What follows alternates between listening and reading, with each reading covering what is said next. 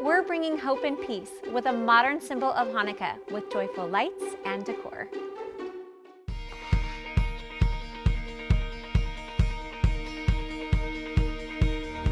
Using gift wrap you may already have at home, I'm going to show you how to create a shiny and chic menorah.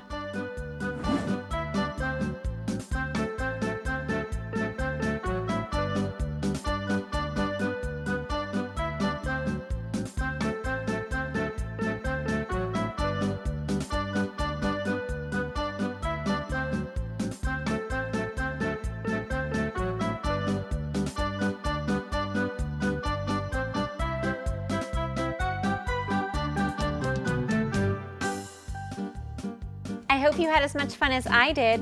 I'm gonna go get ready for the next craft. You keep watching Empire PBS.